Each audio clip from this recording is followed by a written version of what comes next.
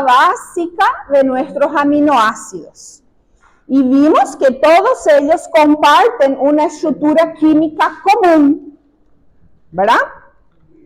Si yo le pongo una estructura química así en el examen y le pido para que describa las propiedades físico-químicas de la molécula, ¿qué ustedes pondrían ahí en ese momento? Agarren y miren la estructura química que ustedes hicieron en su cuaderno. ¿Qué pueden describir, relatar, decirme, contarme sobre esto? Eso, que es una molécula anfótera. ¿Por qué es una molécula anfótera? Debido a sus grupos funcionales que actúan como un ácido y una base. ¿Quién es el responsable del carácter ácido de la molécula? El grupo carboxilo. ¿Quién es el responsable de actuar como una base en esa molécula? El grupo amino. Entonces, todas esas cosas hay que mencionar. Ese carbono central, llamado carbono alfa, ¿qué característica tiene? Es un carbono quiral en 19 de los 20 aminoácidos que componen a nuestras proteínas. ¿Cuál era el único que no es quiral? El carbono central de un aminoácido. ¿Cuál era ese aminoácido? Glicina. ¿Por qué el aminoácido glicina no presenta quiralidad? Porque el radical, el residuo, es un simple hidrógeno. Entonces, aquí va a haber dos hidrógenos ligados a este carbono. Entonces, no cumple esa característica, ¿verdad?, de quiralidad, donde sus 4 elementos unidos a él deben ser distintos. Muy bien. ¿Qué más vimos en la clase pasada? Que todos los aminoácidos que forman parte de nuestras proteínas deben ser configuración L. Todos deben ser L aminoácidos. ¿Qué significa este prefijo L? Levógero.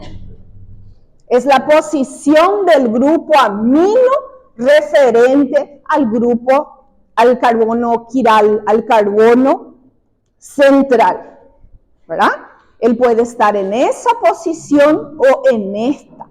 Dependiendo de la posición, él polariza de una forma distinta la luz. Y esa propiedad, que no sé por qué, ¿verdad?, fue usada en química para poder definir a los elementos químicos, porque nos parece muy abstracto, ¿verdad?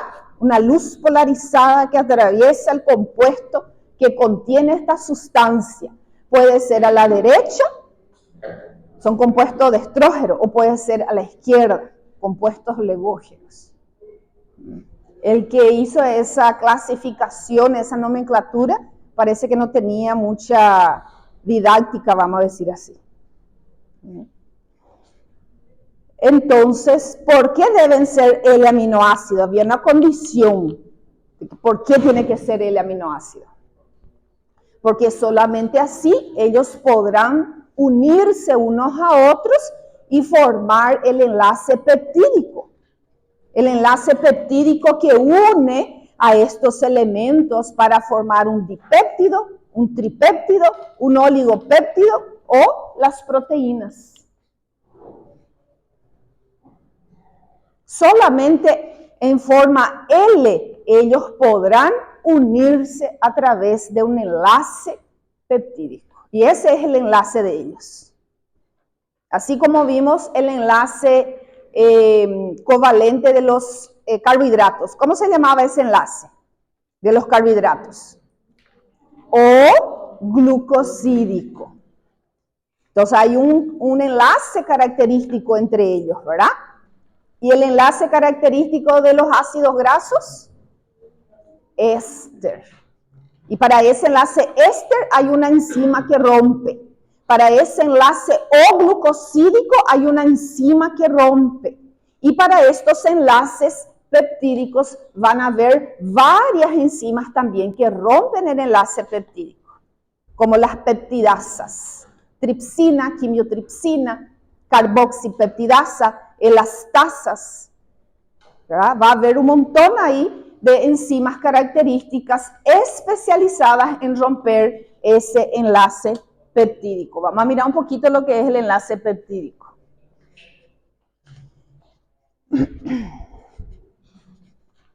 El enlace peptídico se da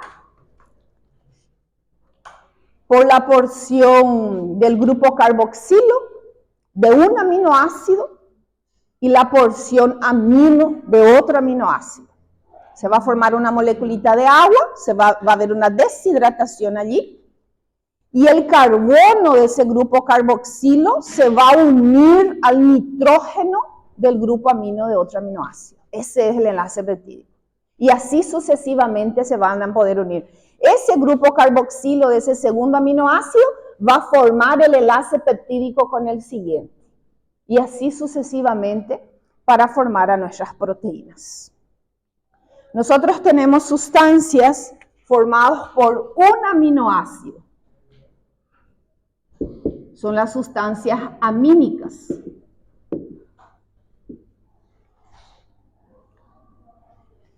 Ejemplo, histamina, catecolaminas,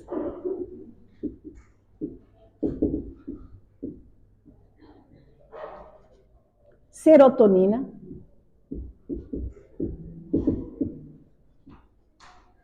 melatonina,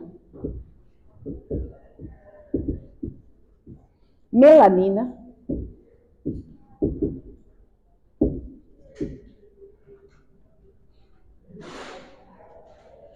tiroxina,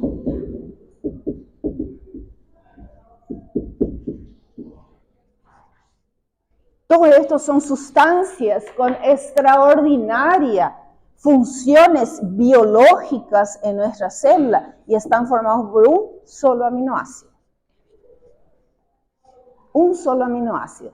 Entonces son nuestras sustancias amínicas, nuestros neurotransmisores amínicos, nuestras hormonas amínicas. ¿Verdad?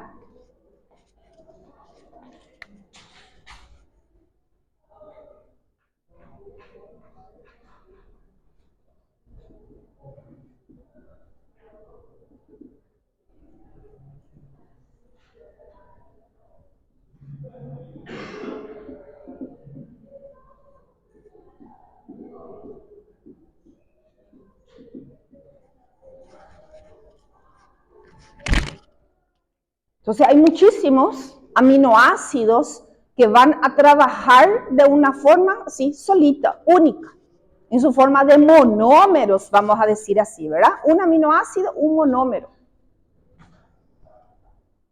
Moleculitas de bajo peso molecular.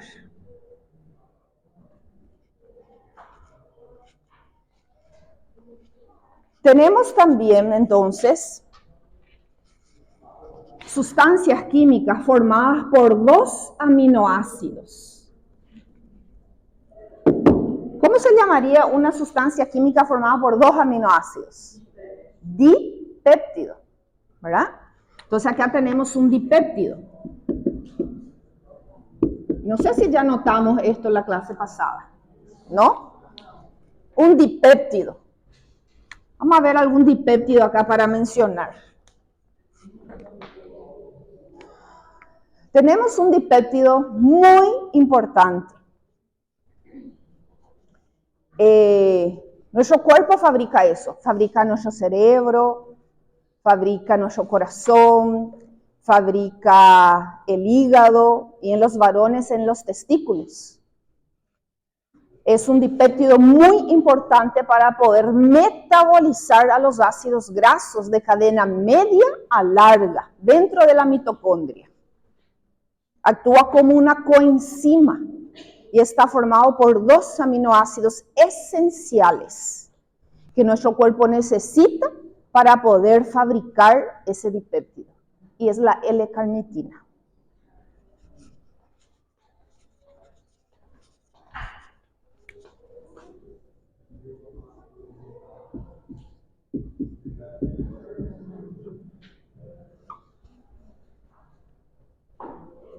L-carnitina. Una moleculita de bajo peso molecular que nuestro cuerpo puede fabricar. Y eso va a ser un componente de la mitocondria. Nosotros vamos a fabricar eso para la mitocondria. Es tan importante que la mamá le pasa la L-carnitina al bebé. Y si eso no es posible, ese bebé no va a poder metabolizar los ácidos grasos provenientes de la leche materna. Y eso le va a causar problemas metabólicos graves. La mamá le tiene que pasar la L-carnitina al bebé. Y ese dipéptido está formado por 2 aminoácidos esenciales. A ver si hay otro dipéptido que podemos mencionar acá.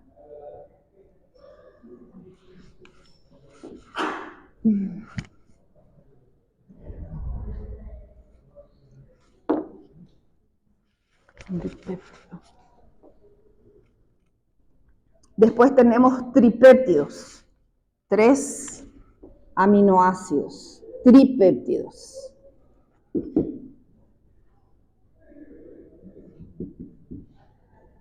Péptidos. Acá hay más ejemplos. Un tripéptido fundamental para el músculo, la creatina.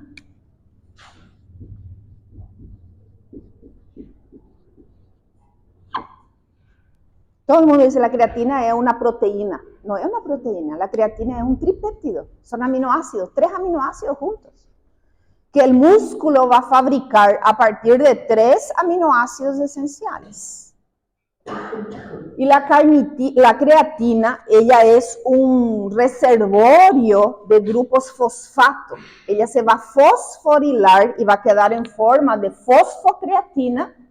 Y cuando baja los niveles de energía intracelular, de energía en el citoplasma para la fibra muscular, cuando baja la energía dentro de la célula hay una señal. Va a haber aumento de las moléculas llamadas adenosindifosfato. Esto es una señalización de que hay baja energía dentro de la célula, porque el ATP se usó y quedó en forma de ADP. Entonces, si nosotros estamos en una actividad muscular intensa, puede ser que en ese momento las reservas de oxígeno de la mioglobina bajen. Entonces hay una escasez de oxígeno momentánea. Y durante esa escasez de oxígeno la mitocondria no funciona, porque ella necesita de oxígeno, ¿verdad? Para hacer respiración celular. ¿Y cómo vamos a reponer esa energía que el músculo necesita? Porque él sigue trabajando y sigue trabajando. Entonces hay un recurso químico fundamental en el citoplasma de la célula. Aquí va a activar una enzima llamada CPK, fosfocreatinquinasa. Es una enzima. Y las quinasas lo que hacen es transferir grupos fosfato. Entonces lo que ella va a hacer es transferir este grupo fosfato guardado en la creatina.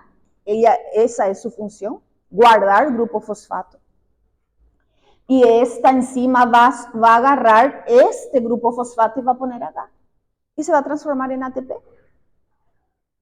Fosforilación de sustrato a nivel citoplasmático, sin necesitar de mitocondria, sin necesidad de oxígeno. Eso es extraordinario. Solo el músculo puede hacer eso. Solo el músculo puede hacer eso. ¿Sí? Y luego nosotros tenemos una variante de esta enzima en el cerebro. Imagínate que durante un periodo de escasez de oxígeno, y esa neurona necesita de ATP, ¿verdad? Entonces ella va a hacer lo mismo. Va a sacar el grupo fosfato guardado en la creatina, en esa moleculita tripéptido que hay ahí, y va a fosforilar ADP, y cuando fosforila ADP, esto se va a convertir en energía, ATP. Y ese proceso se llama fosforilación de sustrato. Esto cuando se produce en la mitocondria, que necesita oxígeno, se llama fosforilación oxidativa, se llama. ¿Sí? Entonces ahí hay varios requerimientos y uno de esos requerimientos es el oxígeno. Y aquí no. Aquí lo que se necesita es la creatina y la enzima, la señal. ¿Sí? Podemos citar otro tripéptido importante como nuestro glutathione redox.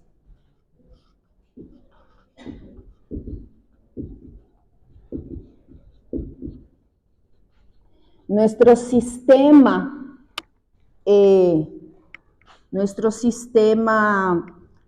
antioxidante más importante de nuestras células.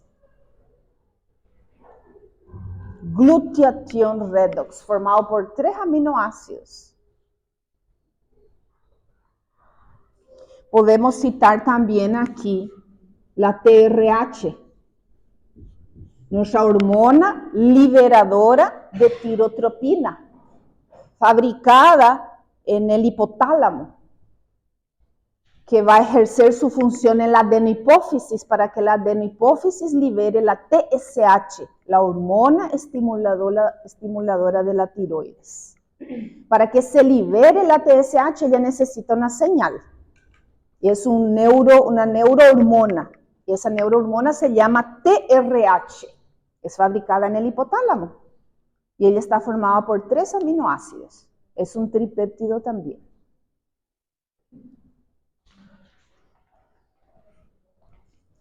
Ya cuando tenemos 4, 5, 6, hasta 9 aminoácidos, esto recibe el nombre de oligopéptidos.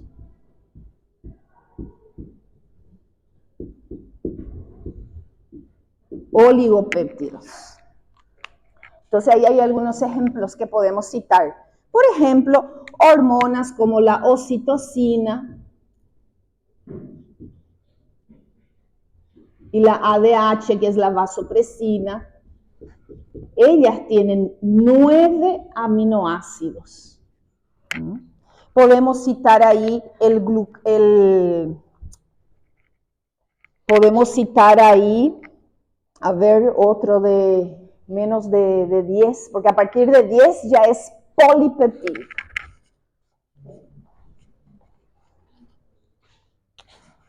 Entonces, de 10 a 49 vamos a tener polipéptidos. Y hay muchísimos olipéptidos, como por ejemplo la gastrina, como por ejemplo la secretina, la vasopresina, la angiotensina,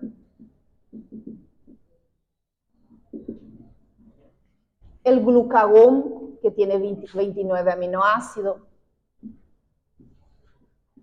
Entonces, esas ya son moléculas un poquito más pesadas, de mayor peso molecular, pero todavía no llegan a ser proteínas.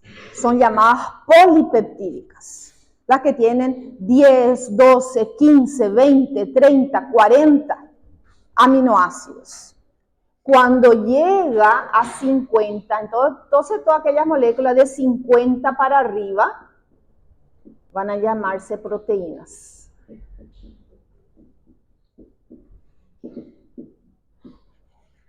Como por ejemplo la insulina, que tiene 51 aminoácidos.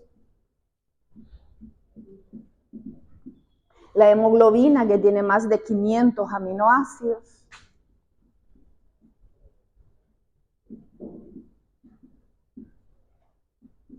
La mioglobina, que tiene más de 150 aminoácidos.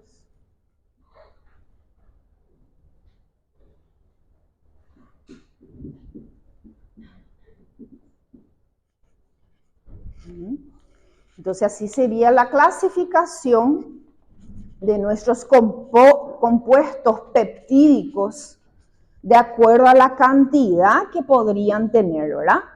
Entonces tenemos ahí, por ejemplo,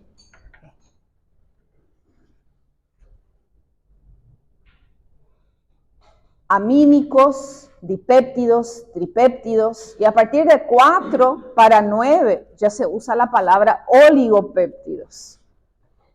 Polipéptidos a partir de 10 hasta 49. Y a partir de 50 ya tenemos nuestras proteínas.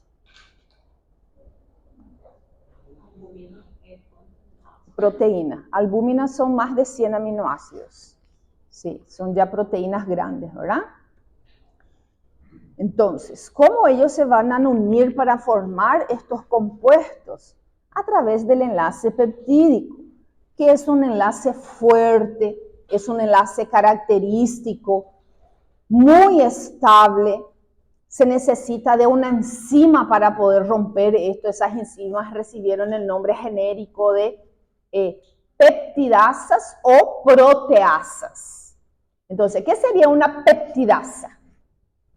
Peptidasa sería una enzima que actúa en estos péptidos, que actúa para romper este dipéptido, este tripéptido, este oligopéptido, ese polipéptido. Una proteasa sería una enzima ya que rompe proteínas, ¿sí? Pero todas ellas tienen una característica en común: rompen enlace peptídico. Vamos a fijarnos bien cómo ocurre este enlace peptídico. Entonces, aquí te doy el ejemplo de un aminoácido.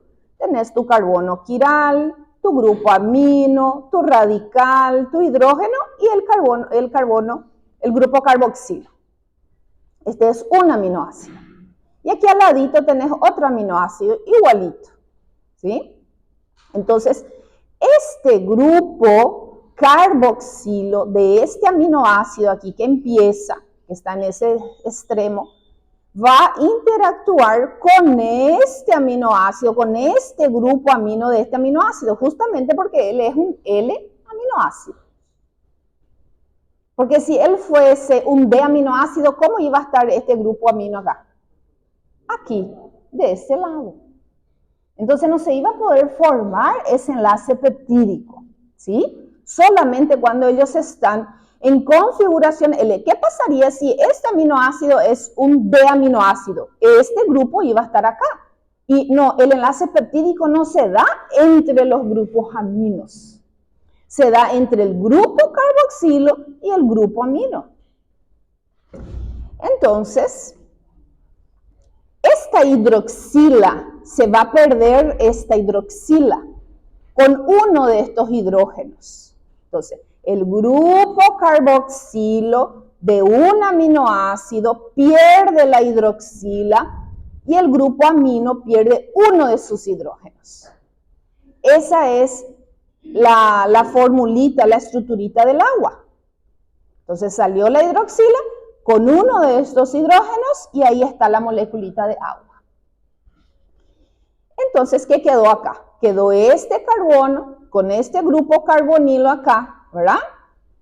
Y quedó este nitrógeno con uno de sus hidrógenos. El enlace va a ser entre este carbono y este nitrógeno. Ese es el enlace covalente. Aquí, carbono, nitrógeno.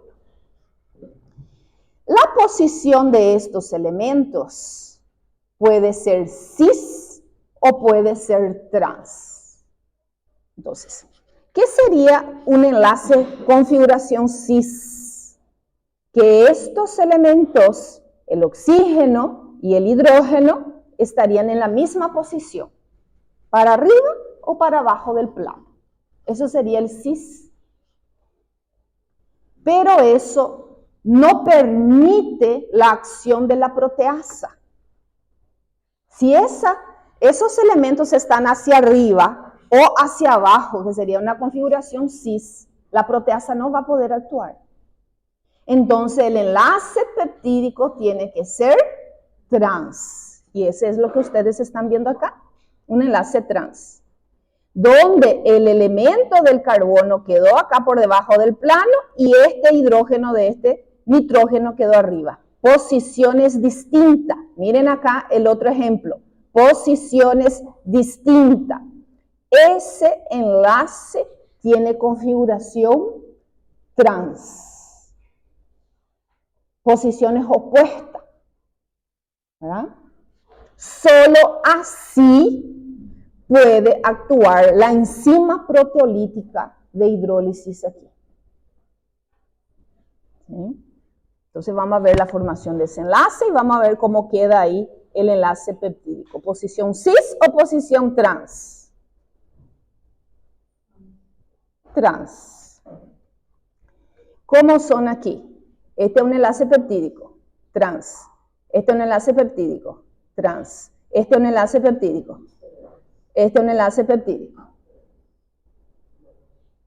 Entonces hay varias condiciones que se tienen que cumplir, ¿verdad? Para que se formen nuestros péptidos. Primero, luego el aminoácido tiene que ser levógeno. Segundo, la formación del enlace peptídico debe ser trans. ¿Sí? Existe otro tipo de enlace que puede ocurrir ahí entre estos elementos químicos. Sí, hay un enlace muy especial que solamente va a ocurrir cuando existe este aminoácido llamado cisteína. Recuerden que la cisteína tiene un grupo sulfidrilo. Mira, ellos tienen un grupo sulfidrilo acá. Cuando la cadena va creciendo, vamos a agarrar un cable acá. Yo tengo una cadena polipeptídica y esto va creciendo, ¿verdad? Aminoácido, aminoácido, aminoácido, aminoácido. Esto es una cadena polipeptídica. Aquí hay 100 aminoácidos unidos entre sí, creciendo en el retículo endoplásmico rugoso que está leyendo el ARN mensajero y va colocando los aminoácidos en la posición prescrita en nuestro ADN. Esa es la cadena polipeptídica naciente. Esto debe tener una forma en el espacio y esa forma es plegarse, que puede ser en alfa hélice, como por ejemplo el colágeno, como por ejemplo la queratina, como por ejemplo la elastina. Esto tiene que tener una forma compactada en el espacio. Y esto tiene que tener una fuerza, porque si no hay una fuerza va a ocurrir esto. Esas fuerzas que permiten que la proteína quede en su estado nativo. Son 6 tipos diferentes de fuerzas. Puente de hidrógeno, las fuerzas de Van der Waals, puente salino. Pero este puente de disulfuro es uno de los más fuertes, indispensable para mantener la forma de la proteína. La mayoría de nuestras proteínas funcionales son globulosas, tienen una forma esférica, compacta. Imaginen todas las fuerzas que tiene que estar ahí para que ella tenga esa forma, ¿verdad? Entonces vamos a poner algo acá, medio esférico. ¿Sí? Esto va. Esto nació en forma de una cadena, pero tiene que tener una forma, esa forma nativa de la proteína, una forma globulosa. Y para poder mantener esa fuerza, esa forma, se necesita de fuerzas especiales. Estos puentes de disulfuro, que son capaces de formarse gracias a la cisteína, son fundamentales. Entonces, cuando se aproxima 2 cisteína, entonces acá, ¿verdad? Aminoácido, aminoácido, enlace peptídico, acá había una cisteína y acá hay otra cisteína. Cuando ellas se encuentran van a formar un puente de disulfuro. Las proteínas van a tener varios puentes de disulfuro. Era como si fuese dar um nozinho, ¿verdad? Dar un pontinho para ela poder ficar. Ese es el puente de disulfuro. La insulina es una hormona proteica que tiene una forma globulosa y ella tiene esa forma gracias a sus puentes de disulfuro. ¿Y qué es lo que nosotros vimos últimamente en nuestra biología molecular? que estos puentes de disulfuros, que son estables, son fuertes, son los más fuertes de las 5 o 6 fuerzas que hay ahí en la proteína, ellos se debilitan y se rompen por la presencia de metales tóxicos. Entonces, ¿quién puede venir a romper? Porque nosotros no tenemos una enzima que rompe el puente de disulfuro, no hay aquí. Entonces, un aluminio, un plomo, un hierro, un mercurio, esos son elementos que van a venir aquí y van a debilitar la fuerza del puente de sulfuro y van a romper los puentes de sulfuro. Y eso va a causar la desnaturalización de la proteína. Y una proteína desnaturalizada no tiene función biológica. ¿Sí? Y es de esa manera como los metales pesados, los metales tóxicos actúan, desnaturalizando a nuestras proteínas. Si esa proteína era una enzima para procesos metabólicos, eso va a estar comprometido. Si esa proteína era una proteína hormonal como la insulina, ¿qué va a pasar si la insulina del paciente no puede actuar? Resistencia a la acción de la insulina. Puede tener una diabetes, una prediabetes. El paciente produce insulina, pero no actúa. Entonces mantiene los niveles altos de glucosa. El páncreas responde produciendo más insulina. Y eso va a ser la resistencia a la acción de la insulina. Si esta proteína son nuestras inmunoglobulinas, y las inmunoglobulinas, IgA, IgG, IgM, IgE, se desnaturaliza, ¿qué es lo que va a pasar? Sistema inmune deprimido. ¿Verdad? Sí. Sí, pero temperaturas muy elevadas. Tienen que ser temperaturas muy elevadas, superior a 45 grados. Nuestro cuerpo no soporta esa temperatura, ¿sí? Entonces, cuando dos cisteínas, que es nuestro único aminoácido que tiene este grupo acá, sulfidrilo, forman este puente de sulfuro, este dipéptido, ahí está, ese dipéptido acá, nos faltó anotar, cistina, acá, cistina, debajo de L-carnitina, cistina, son dos cisteínas unidas por el puente de sulfuro. No hay puente, enlace peptídico entre ellas, mira. No hay enlace peptídico entre ellas. Hay un enlace entre su cadena lateral. Esa partecita, ese CH2, SH, el grupo sulfidrilo, eso es su cadena lateral, es lo que le da identidad a ese aminoácido. Y cuando ellos se aproximan, ellos forman una interacción diferente. Y esa interacción se llama puente de disulfuro, que en portugués ustedes llaman puente de disulfeto. Puente de disulfeto. ¿Sí? Una de nuestras proteínas más fuertes es la queratina. Cabello, uña, piel, ¿sí? Nuestras faneras. La queratina contiene gran cantidad de cistina. Es la proteína que más cistina tiene. Y es una de nuestras proteínas más fuertes. ¿Sí? Nosotros, los seres humanos, tenemos un tipo de queratina. Se llama alfa-queratina. Y los animales que tienen escamas, ¿verdad?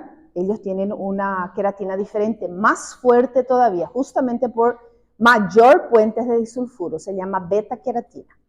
Todo lo que tenga escamas, ¿sí? Los peces, los anfibios, lagarto, ¿verdad? Esa piel gruesa característica, ¿sí? El caparazón de los animales tiene eso muy rico en beta-queratina. Súper bien. Ahora vamos a conocer un poquito más a nuestros aminoácidos. Vamos a hablar un poquito sobre ellos. Ahí ustedes ya vieron que todo lo que está dentro del cuadro naranja eran los aminoácidos apolar, ¿verdad? Son estos que tienen las cadenas hidrocarbonadas. A ellos no les gusta el agua. Miren a la metionina. La metionina tiene un azufre, tiene un enxofre, pero no es como la cisteína. El azufre de la cisteína es el grupo sulfidrilo. Mira, él está libre, él tiene un hidrógeno y él es reactivo. Él es muy reactivo, así como las hidroxilas. Aquí él está aprisionado entre estos carbonos en este grupo metilo acá, le neutraliza al grupo, al azufre. Entonces él no puede formar puentes de hidrógeno, puentes de disulfuro por eso. La metionina es un aminoácido muy especial porque ella va a actuar como coenzima, porque ella va a donar grupos metilos para los procesos que se llaman metilación. Entonces hay muchos procesos, muchas proteínas que se tienen que activar, muchos aminoácidos que se deben activar y ellos lo hacen a través de una reacción química que se llama metilación. Entonces cuando ellos adquieren un grupo metilo, ellos se metilan y son activos. Ejemplo. La diferencia entre la noradrenalina y adrenalina. Estos son neurotransmisores, ¿verdad? Este es un neurotransmisor activo, tiene su acción, su función biológica, y él se puede transformar en adrenalina. ¿Cuál es la diferencia entre la noradrenalina y adrenalina? Un grupo metilo. Cuando la noradrenalina se metile, reciba un metilo, ella se convierte en adrenalina. Muchas de nuestras proteínas son así. Muchos de nuestros genes necesitan metilarse para poder ser activos.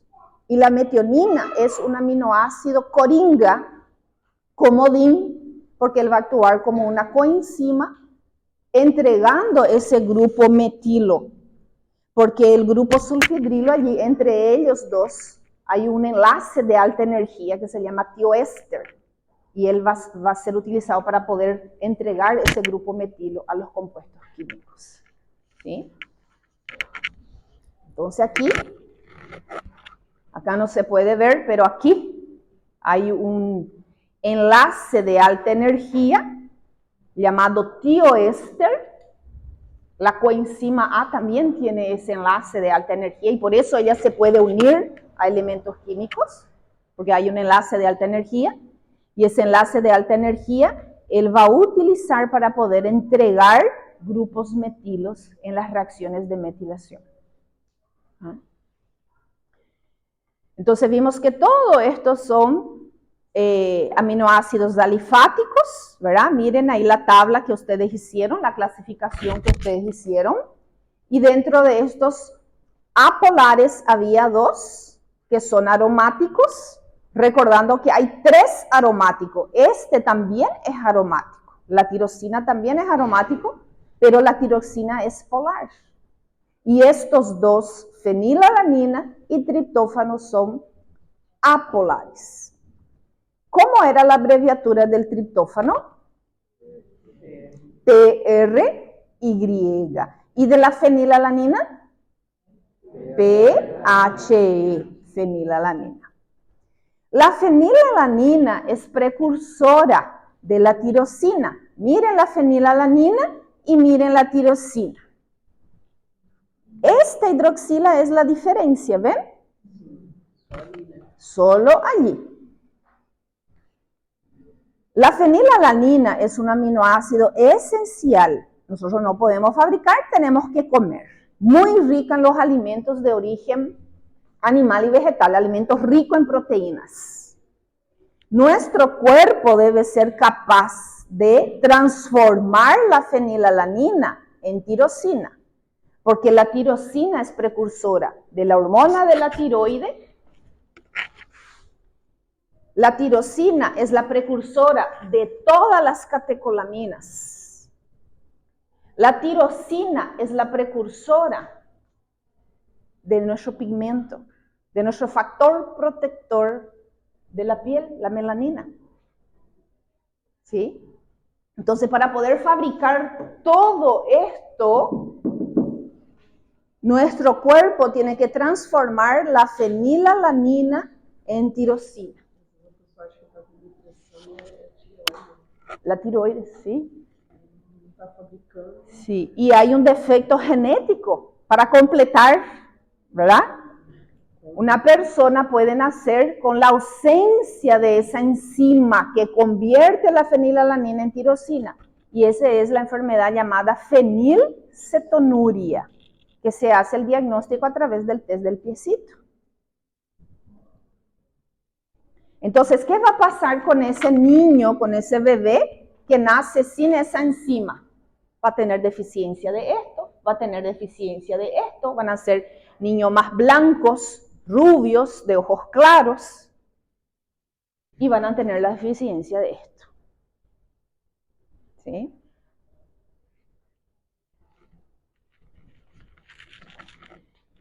Ya el triptófano es precursor de nuestra serotonina. Y la serotonina se metila y se convierte en melatonina. ¿Sí?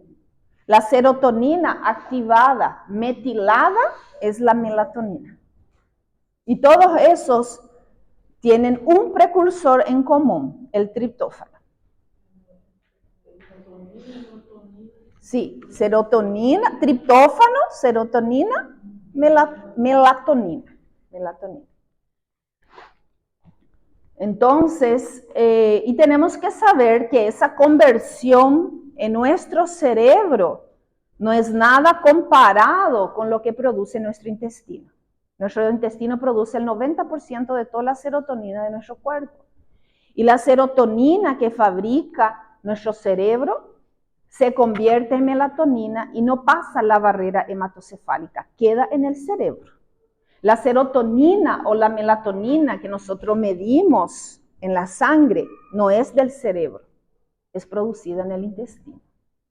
Si un paciente no tiene un intestino saludable, ¿verdad? Entonces no tiene absorción de estos nutrientes esenciales y van a tener deficiencia de esos aminoácidos. Y es ahí donde aparece la depresión, la angustia, la infelicidad.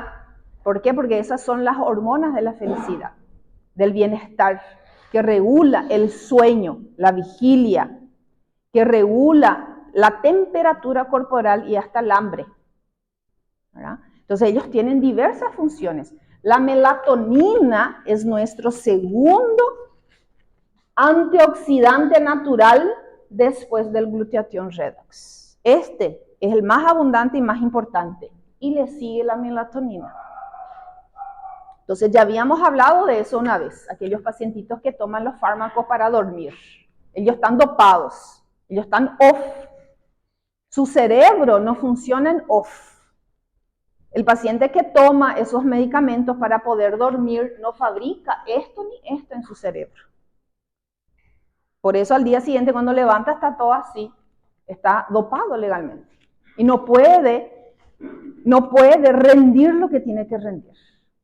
No puede usar toda su capacidad, porque esas hormonas son antioxidantes naturales. Eso es para restaurar en el cerebro todo el desgaste que tuvo en el día. A la noche se tiene que reparar.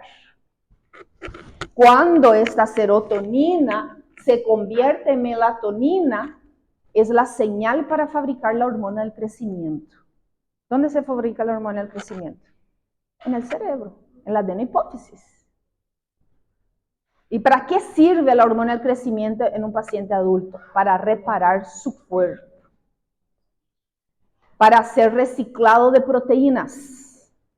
Todas las noches, cuando nosotros dormimos, 2% de nuestras proteínas se tienen que reciclar, se tienen que reparar. Yo tengo que destruir proteínas viejas y construir proteínas nuevas. Esa es la función de la hormona del crecimiento. La hormona del crecimiento es una sola, fabricada en la adenohipófisis. Pero ella va a ir a la circulación, va a ir al hígado, y en el hígado va a estimular la producción de los factores de crecimiento, que son más de 50 tipos diferentes. Para el hueso, para las venas, para el músculo, ¿sí? Para poder repararnos. Y cuando eso está comprometido es que realmente no descansamos durante la noche y amanecemos peor de que cuando nos dormimos. Entonces ahí hay que saber que hay un desequilibrio, ¿sí? Y estas son las moleculitas responsables de todo eso. Los aminoácidos. ¿Bien? La tirosina, ella es la precursora de catecolaminas, melanina y esta hormona de la tiroides, que después se convierte en T3, ¿verdad? Que es la forma activa de nuestra hormona tiroidiana. Bueno, ahora vamos a hacer lo que a ustedes les encanta, reacción química.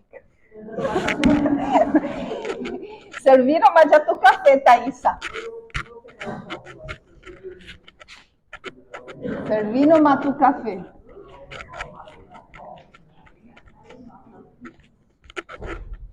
Ay, este pincel marca mucho la pizarra.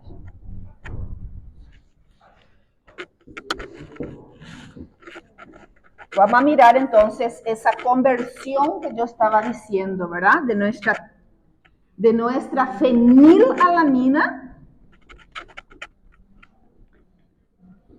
en tirosina, porque la tirosina va a ser precursora de un montón de sustancias químicas en nuestro cuerpo, pero para eso nosotros tenemos que transformarla.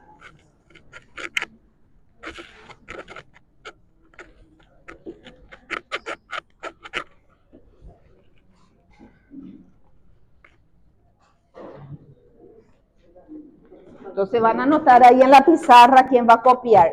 Vías de transformación de los aminoácidos. Vía de transformación de los aminoácidos. Vamos a hacer algunos. Lógico que no vamos a poder hacer todo esto, ¿verdad? Necesitamos 2 años de bioquímica para eso. Vamos a hacer algunos muy importantes. Entonces, tenemos a nuestra fenilalanina.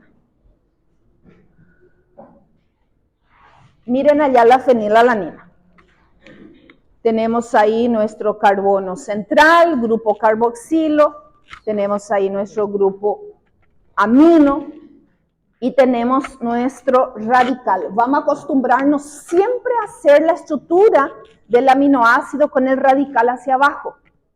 ¿Sí? Así todos tenemos igualito, porque recuerden que esos elementos pueden girar, ¿verdad? Bueno, esa fenilalanina, un elemento apolar, recuerden, anillo bencénico totalmente hidrofóbico,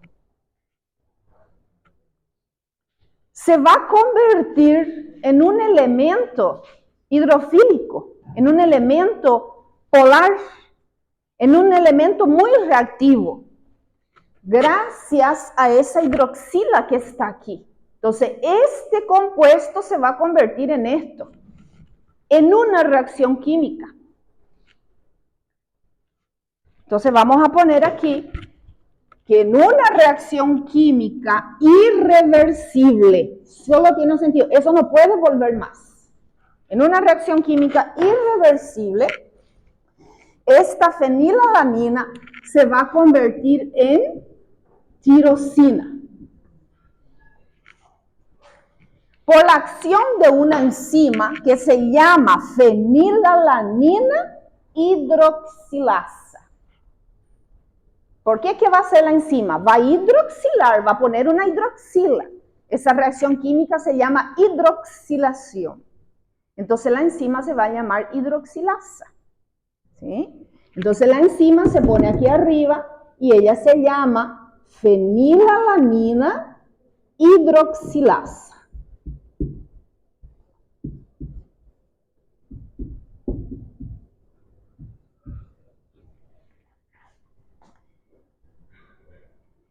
El nombre del sustrato donde ella va a actuar con la acción que ella va a hacer.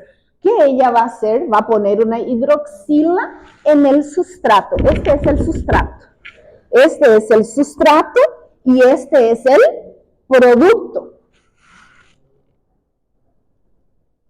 Entonces la enzima lleva el nombre del sustrato, que es el compuesto donde ella va a actuar, y como apellido nos dice qué es lo que ella va a hacer. Va a sacar carbono, descarboxilasa.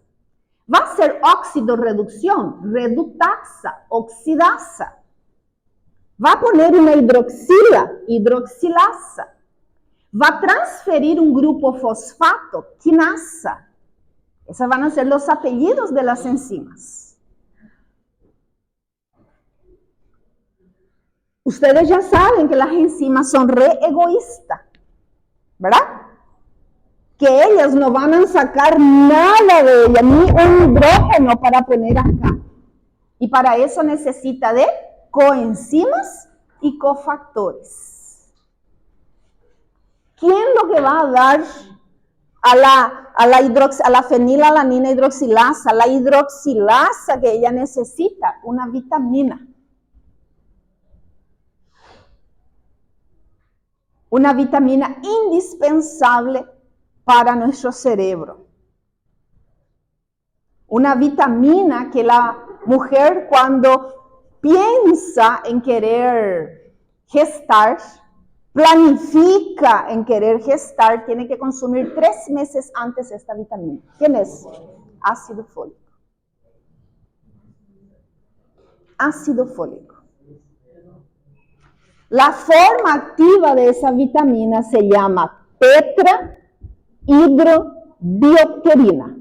Esa es la vitamina B9, conocida como ácido fólico o folato.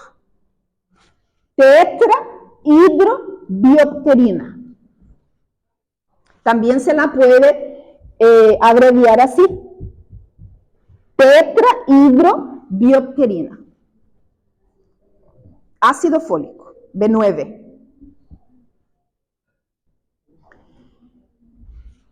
La tetrahidrobiopterina, que también se puede abreviar de esta manera, ella lo que dona es hidrógeno. Ella lo que sabe prestar, lo que sabe donar es el hidrógeno. Pero para formar la hidroxila no es solo hidrógeno, ¿qué más se necesita? Oxígeno. En presencia de oxígeno molecular se va a formar la hidroxila.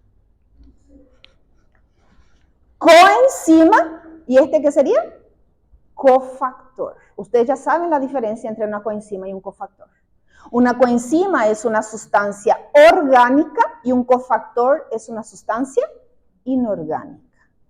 ¿Sí? Vamos a anotar otra vez si ya se olvidaron. Coenzima. Estos son los colaboradores enzimáticos. Colaboradores enzimáticos. Y todo esto se descubrió no hace muchos años, recién en la biología molecular se descubrió todo esto. Porque se creía que las enzimas eran modelos de llave y cerradura. Acá vos que sos químico farmacéutico, ¿verdad? Vos seguramente cuando estudiaste en la época de tu facultad, las enzimas eran llave y cerradura. Un encaje perfecto sobre el sustrato. Hoy nosotros sabemos que no es así. Que ella necesita de colaboradores para poder reconocer su sustrato, amoldarse a su sustrato y poder hacer su acción. Y los colaboradores son las coenzimas, que son de naturaleza orgánicas. Y aquí van a ser los aminoácidos, las vitaminas, todo lo que sea orgánico. Y los cofactores son los inorgánicos, los metales, el oxígeno.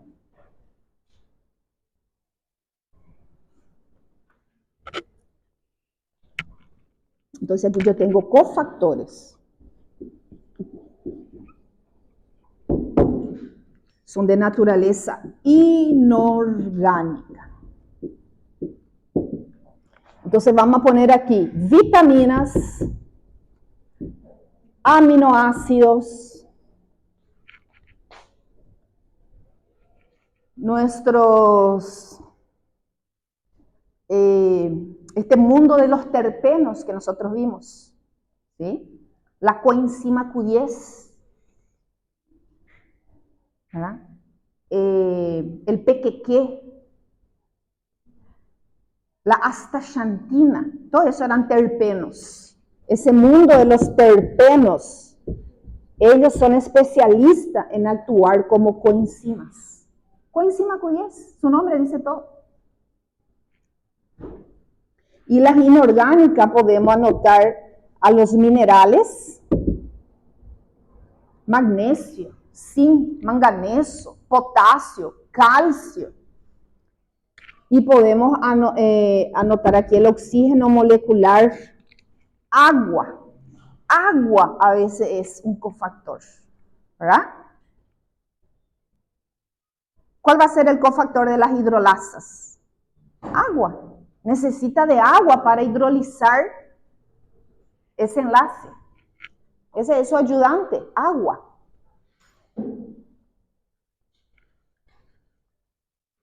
Moleculitas de agua.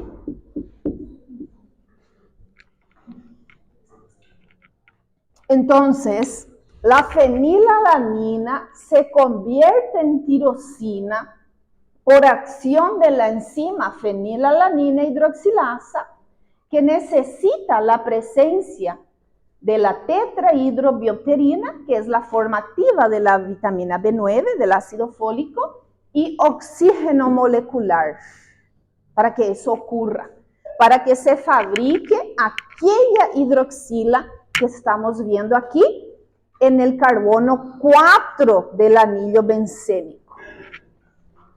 Carbono 1, 2, 3, 4.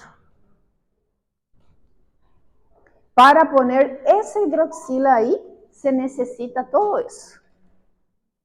¿Sí?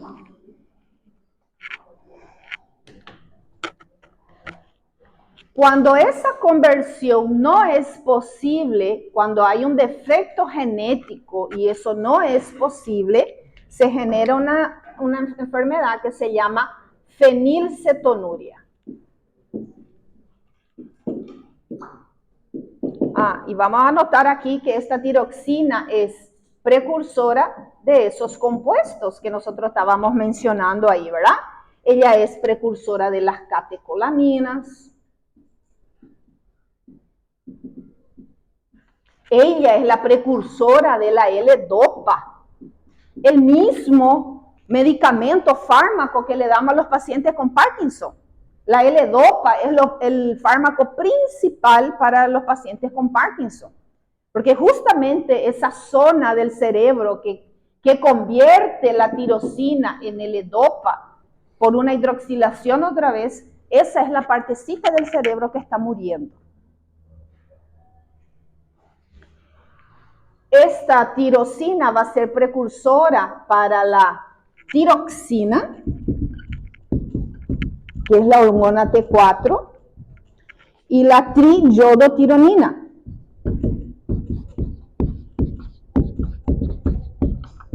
que es la T3. Además de eso, vamos a fabricar la melanina. La melanina a partir de este aminoácido.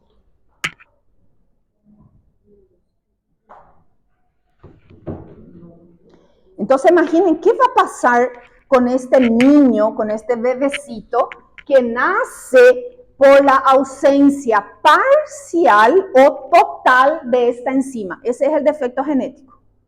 esta enzima no se va a transcribir o no se va a transcribir de una forma correcta, va a ser insuficiente.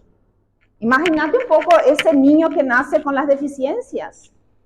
Él va a nacer con una dificultad tremenda de fabricar su adrenalina, su noradrenalina, sus catecolaminas que están en equilibrio con cuál neurotransmisor excitatorio. Después de ello, el más importante, ¿cuál es? Acetilcolina. Ellos deben estar en equilibrio, de forma equitativa, ¿sí? No van a poder producir sus hormonas tiroidianas. Y eso en un niño es la causa del retraso mental, del hipogonadismo. Ellos no van a tener el factor protector solar. Entonces, con todas estas deficiencias van a nacer estos niños. ¿Y qué va a pasar? ¿Por qué se llama fenilcetonuria? Porque aquella fenilalanina va a empezar a acumularse, y eso es muy tóxico porque tiene un anillo bencénico. El benceno es tóxico, muy tóxico, súper neurotóxico. Entonces, el cuerpo, las células de la persona afectada, va a convertir la fenilalanina, que es un compuesto apolar hidrofóbico, en un compuesto polar para poder excretar a través de la orina. ¿Sí? Y esta es la fenilacetato.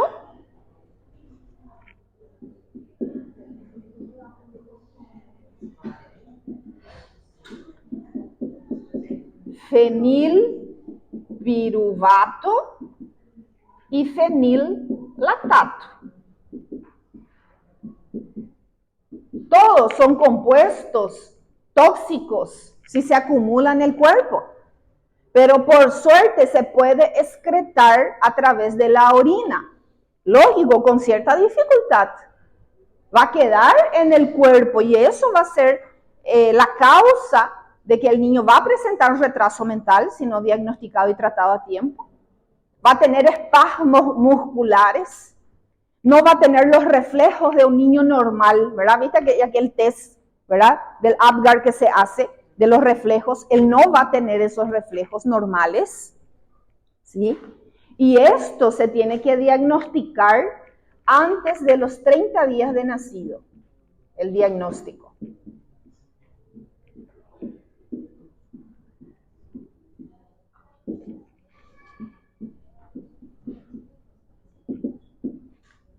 Justamente para poder prevenir todo el daño neurológico que eso puede causar. Por eso el test del piecito, que es la forma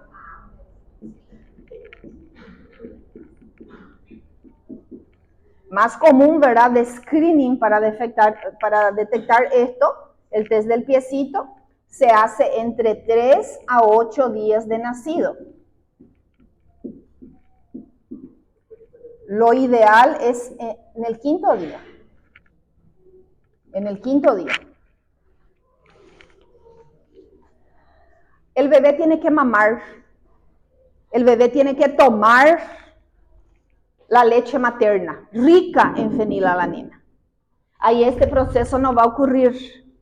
Ahí va a quedar el acúmulo de la fenilalanina y él va a empezar a producir esto. Todo esto son ácidos.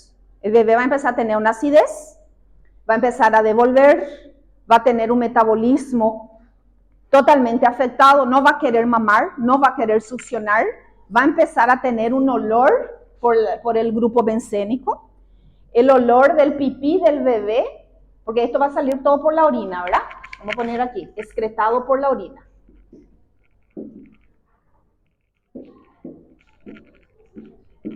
La orina del bebé, el sudor del bebé va a empezar a tener un olor a moho y a pipí de rata. Y todo eso va a llamar la atención y se va a hacer el diagnóstico. Entonces, ese test del piecito se va a pedir con urgencia, porque frecuentemente el resultado viene después de 20 días, después de 30 días, después de 30 días ya puede ser tarde. Entonces, si nosotros tenemos la sospecha, Padres, por ejemplo, de cutis trigueña. Nació el bebé muy blanco, muy blanquito, de ojos claros. Llama la atención. Hay que estar en observación. No quiere mamar. Devuelve. Nació con bajo peso, ¿verdad? Porque los padres pueden ser portadores sin tener la enfermedad, porque la enfermedad es autosómica recesiva. Entonces ellos pueden ser portadores. Entonces, hay que dar tiempo para que ese diagnóstico no ocurra un falso negativo, porque si yo saco la sangre del pacientito antes, puede haber un falso negativo.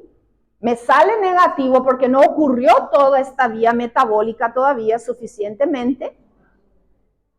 Entonces, por lo menos 5 días. 5 días es lo ideal. Algunos hospitales sacan antes, 48 horas. ¿Sí? Entonces, ¿cuál es el riesgo ahí? Un falso negativo. Sí.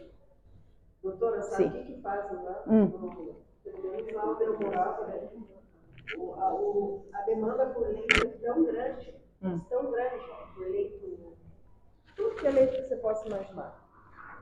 Um dia de vida, coletavam, um dia.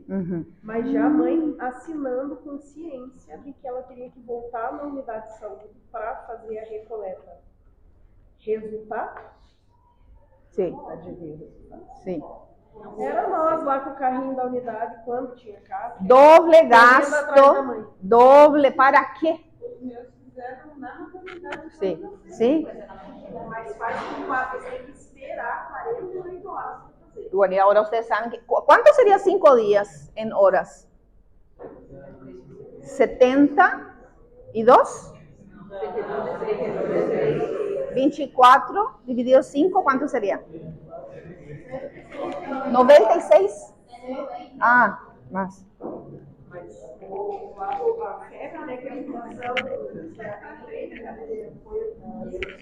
Y bueno, y por eso la falla en el diagnóstico. ¿Cuál es el otro examen en el test del piecito que nos puede llamar la atención? La TSH neonatal. Entonces, yo tengo que mirar muy bien la TSH neonatal, porque si esto me sale aumentada, significa que no hay suficiente esto, ¿verdad? Entonces, la hormona estimula. Pero, ¿qué a usted le parecen en esos primeros 24, 48 horas de nacido de un bebecito? Su metabolismo está, ¿verdad? Todo así, no da para confiar en esto. Si fue un parto sufrido, si hubo sufrimiento fetal, si pasó de la hora de nacer, si tenía el cordón umbilical liado por el cuello, todas esas condiciones elevan esto, todas. Entonces el médico sabe eso, va a decir, no, esa TSH neonatal está todavía normal, porque el parto fue así, así, así. Pero, ¿y si no es?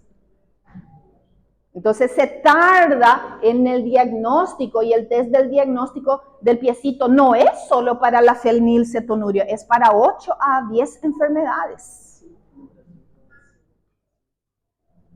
Entonces, hay que respetar este tiempo. ¿Sí?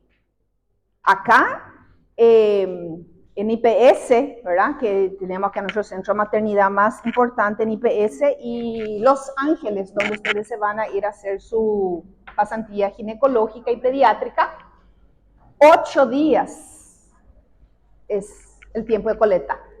La madre vuelve al retorno en 8 días para la vacunita, para el control, y ese día se saca la muestra del test del piecito. Entonces se hace todo un control del bebecito, se mira todos sus signos, se mira todo, porque como decía, en el día de nacido vos ni te das cuenta si es blanco o no es blanco, porque está todo rojo, está todo hinchado, como dice Thaisa, ni siquiera abrió el ojo todavía, ¿verdad? Está todo rojo, está todo hinchado. Entonces en 8 días se va a hacer todo ese chequeo y ahí se va a tomar la muestra. Y ya con indicaciones si es urgente o no, ¿verdad? Lo ideal es iniciar el protocolo de tratamiento para la fenilcetonuria antes de los 30 días. Sí, solamente esa. Y ella puede ser parcial o total. Entonces ahí algunos niños van a tener más exacerbado, imagínate si es total, ¿eh? Va a tener muy exacerbado las características y otros van a tener menos características. Sí, tratamiento. No va a tomar la leche materna, no va a tomar la leche de fórmula. Hay una leche especial para el bebé y se llama PKU, ¿verdad? La enfermedad se abrevia así. La fenilcetonuria se abrevia así. PKU. Fenilcetonuria, ¿verdad? Fenilceto, keto, en inglés, fenilalanina, keto, orina.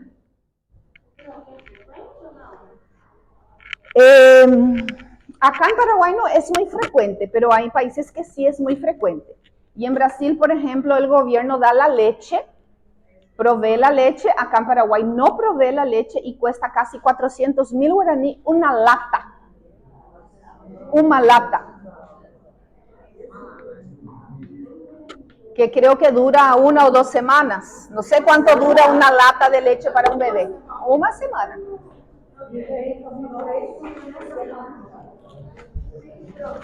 No hay programas del gobierno que fornece la leche para los pacientitos con fenilcetonuria.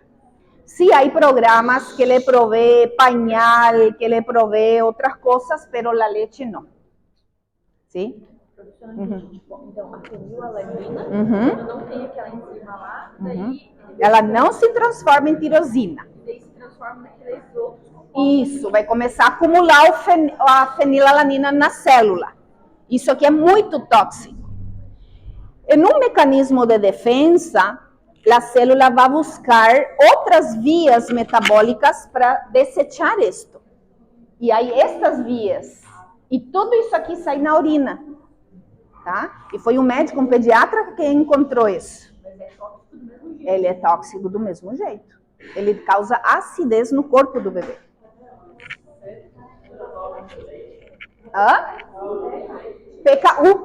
PKU. Pode investigar quanto cuesta uma lata de leite PKU para tratamento PKU, para ver quanto cuesta.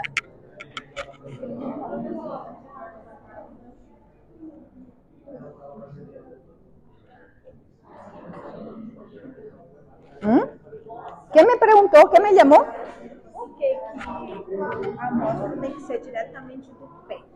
Não precisa ser direto do pé. Eles fizeram um programa para que não doesse na criança, porque tirar da veinha de um bebê é muito difícil, né? Não é sangue, mas foi assim algo que, né? A mãe vai deixar tirar do pezinho. É um marketing. É um marketing. É porque eu já escutei, só que eu não me lembro onde, eu escutei que tipo no pé era devido, eu não sabia uma explicação química, por exemplo, mas que era devido ter a possibilidade de você extrair mais sangue numa única punção. Então, é por causa da veia. Tirar da veia é muito difícil. E ali com né, no dorso do pezinho, ali do calcanharzinho, se você esquentar bem, friccionar bem, fazer uma vascularização ali, vai sangrar mais do que você colocar uma agulha, porque a veia do neném recém-nascido, a tua agulha é mais grossa que a veia dele. Então é por isso. Mas quimicamente não tem nada. Nada. Sim, depois quando começa a comer, não pode comer nada de carne. Nada. Nem legumbres. Tem, mas é muito caro e não dá muito certo também não. Qual que é a expectativa de vida da pessoa? Se ele faz um tratamento normal, normal. Consegue envelhecer? Mas acho que nem 50% dos pacientinhos chega nisso. Eles têm deficiência mental, retraso mental, psicomotor, né? São pacientinhos especiais. Conta pra ele.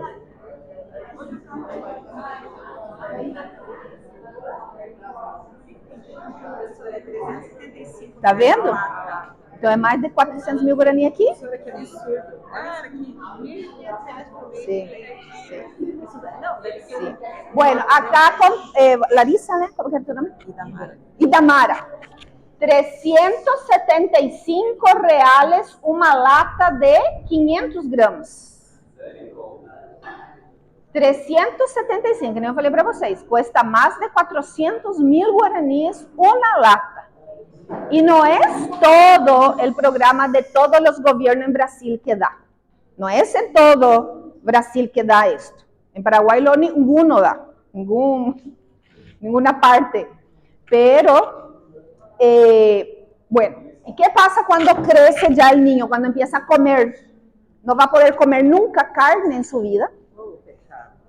Legumbres, feijão, poroto, lenteja, nada disso, porque esos son los elementos más ricos en fenilalanina. Entonces, ¿cómo va a ser el desarrollo de ese niño? Menor masa muscular, menor crecimiento. Va a haber una diferencia en el crecimiento percentil de ese niño con otro niño normal, lógico, pero él puede tener una vida totalmente normal, ¿sí? Hay un fotógrafo norteamericano muy famoso que tiene fenilcetonuria y él cuenta su historia. Él viaja por todo el mundo, él es fotógrafo, ¿verdad? De paisajes. Y él cuenta su historia, que él nunca en su vida supo lo que es el sabor de un pollo asado, por ejemplo, una vez él comentó. Sí.